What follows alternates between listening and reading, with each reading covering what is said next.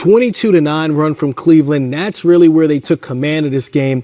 And the outside shooting, Rob, they were 7 for 10 from long range, and Boston in that quarter 0 for 8, and that's the game in a nutshell. Yeah, that's the game in a nutshell. And Donovan Mitchell in the third quarter. Because you think about it, it was Mobley in the first half and Donovan Mitchell in the second half.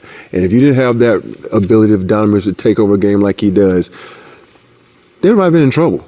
Because when Mobley got in foul trouble, where were they going to get the scoring? Of course, LeVert came into the game. He did a really good job of scoring 21 points off the bench. But it was a veteran player, Donovan Mitchell, taking over and kind of, having his way with the Celtics. Smitty, he says Donovan Mitchell, right? But he had 6 points in the first half, kind of waited to get going, exploded with that 16 in the third quarter.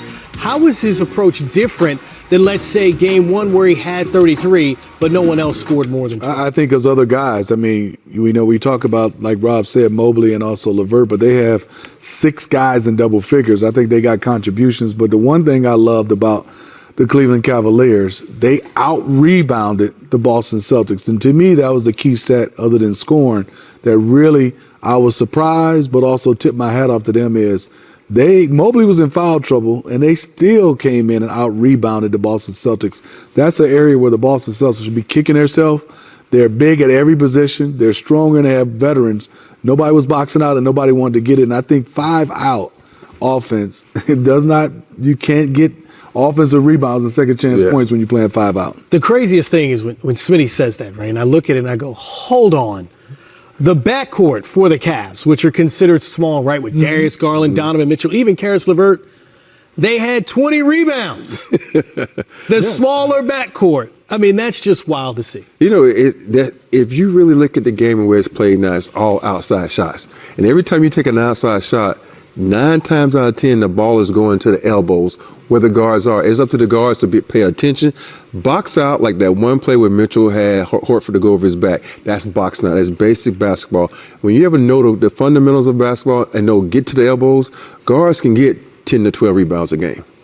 Yeah, and we mentioned that 60 points in the paint for the Cavs as opposed to just 44 for the Boston Celtics. But let's go back a second to Evan Mobley. Rob, you mentioned him a little bit earlier.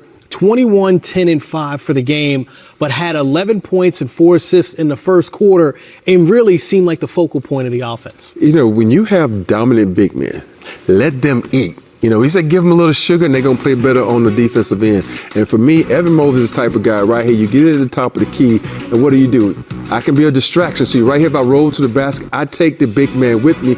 Now my guard has a chance to get to the rack and get a layup. On this one, I'm going to trail. All right, I'm going to go up. I get the defenders around me.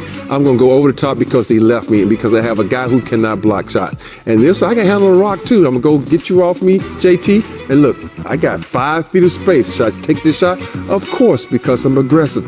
And that's what Evan Mobley has to do each and every game. Not just him, but his teammates have to look upon him to try to go out there and score.